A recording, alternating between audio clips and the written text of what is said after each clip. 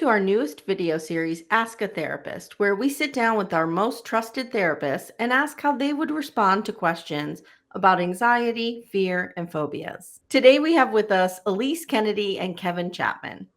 The first question is for Ilyse.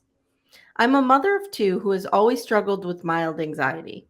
But since becoming a mom, and especially with the pandemic and all of the other issues in the world, I find myself living in a state of constant fear that something will happen to one of my children.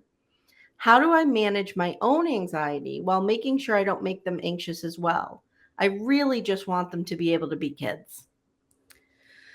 I love this question because I think we did not acknowledge enough the impact for new parents during the pandemic. And we saw this huge rise in really postpartum OCD. Um, and I've seen it a lot with clients that I work with because I do work with a lot of new parents. And so we had this thing that happened during the pandemic where it felt very normal to have these fears and anxieties and these things that we had to protect our children from.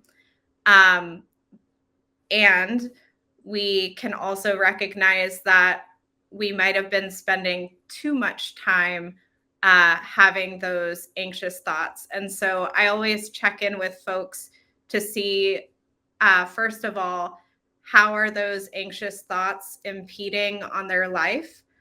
And if they could spend more time doing something else besides having the anxious thoughts, what might they spend time doing?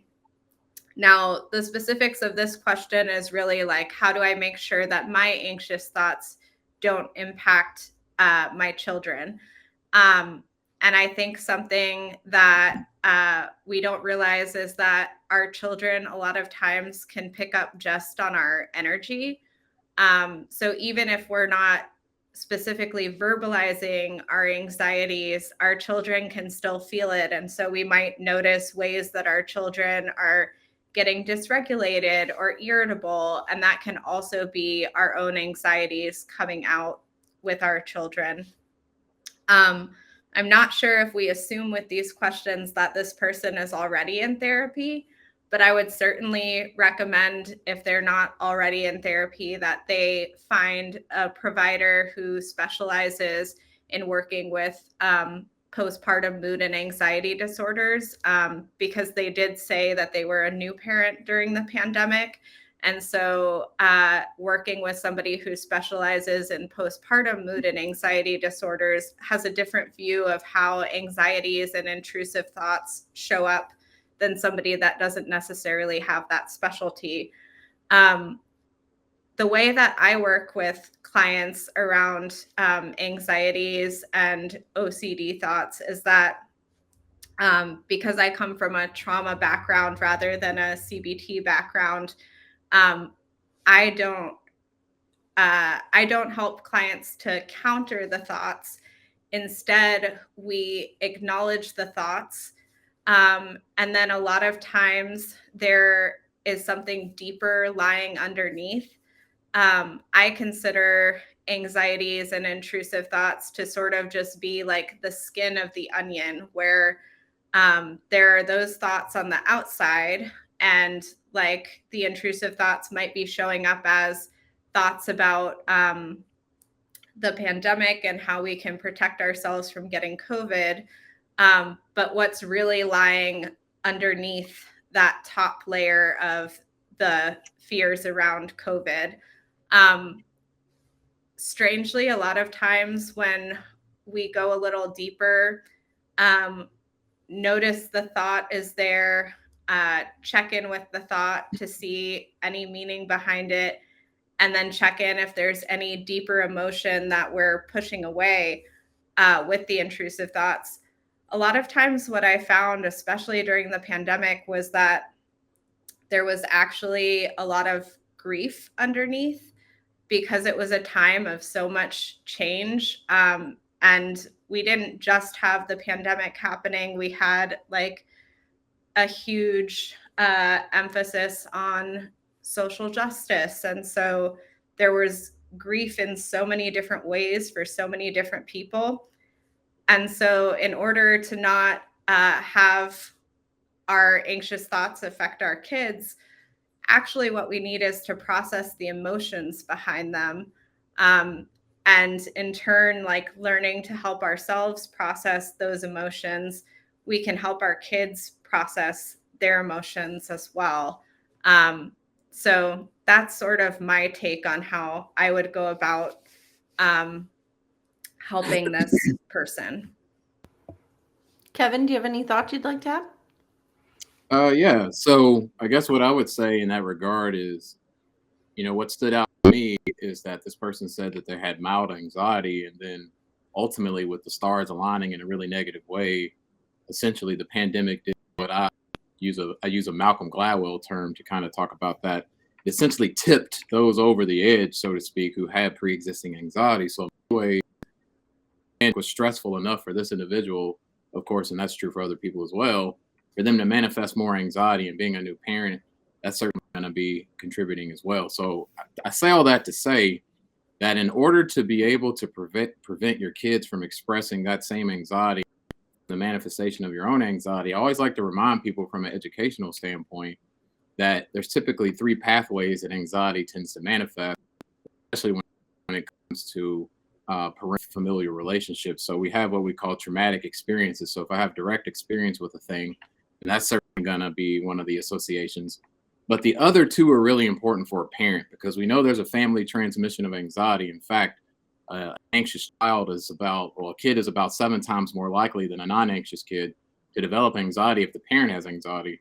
And that's mostly through the other 2 pathways. In other words, modeling anxious behavior in front of the kid, as well as what we call informational transmission, is the other pathway, meaning hearing about something being dangerous / me modeling anxious behavior are 2 very important considerations for a parent when they're demonstrating, right, the manifestation of anxiety. So I guess what I would say in that regard, I agree with Ilyse. I think that if this person is not in treatment, they definitely want to work with someone who specializes particularly with managing anxiety and related symptoms.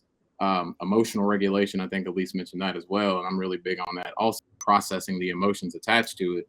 But I think that the number one thing you can do from a practical standpoint, from my perspective, is to make sure that you're not modeling anxious behaviors, because that transmission of anxiety from parent to child tends to be manifested through action. I see mom or dad or my caregiver manifest a certain way, and therefore I learn to think about myself, those around me in the world, in the same sort of way.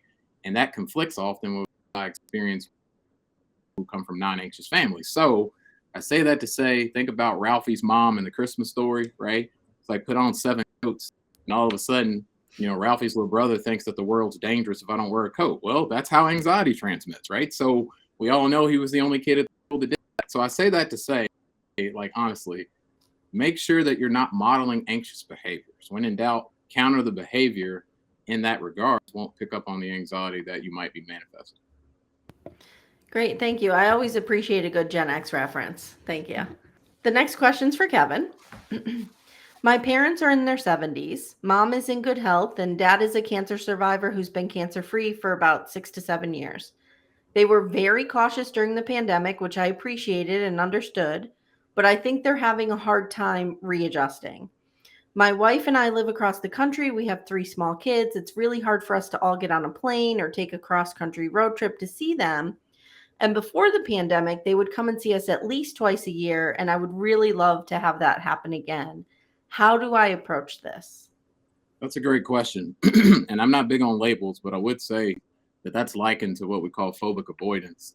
And again, we see a lot of this post-pandemic. But I think that in terms of how can you help this situation, well, unfortunately, first and foremost, you obviously, if they're going to say, I'm not coming because it's too dangerous, there's not much you can do. But if they're receptive, I think number one, you need to normalize the anxiety that they have. Anxiety is rarely a problem unless it's chronic. So in other words, if I'm anxious about a situation that actually has the potential of having a threatening outcome, that's one thing. But when I have an inflated risk evaluation of things that may or may not be dangerous, that's when it's a problem. So when I'm avoiding, that gives your parents temporary relief. But the paradox is that's backfiring and making them more anxious about traveling. So I guess what I would say is, number one, don't come at the parents and say, oh, it's no, why would you think that? Like, it's fine now, it's safe. They know that logically. They know that already. I think the key is that they're having arousal in their body when they think about these things. So normalizing the anxiety is the first thing. Saying, Mom and Dad, I realize that the pandemic was rough. I get why you're having anxiety about it. But number two, meet them in the middle, right? Like in many ways, avoidance is the single worst thing that you can do. But the most important thing you can do is really say, well, how can I help facilitate you all visiting us again? Is it that I can meet you halfway? Is it that I can kind of coach you through it on the phone, right? Now, granted, I know Ilyse would agree. I think them going through some treatment would be the most beneficial thing if it's important to them. But I'd say normalize the anxiety. I'd say meet them in the middle, meet them where they are, and then let them learn that the anxiety is not only important and adaptive, but it's also something that's preventing them from doing something that they want to do that's value-based.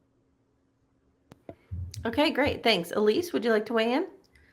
I love that answer because I think when we validate people instead of minimizing their fears, it helps us to work together instead of working against each other. And then the one thing I would add is maybe checking in with them to see sort of what Kevin said about meeting them in the middle, but specifically, like, what can I do to help you feel safer? Like, are there measures that we could take on the plane? Is there a different way to travel to make you feel safer? And then also just acknowledging, like, this is really about that we miss you and we want to see you and be close with you.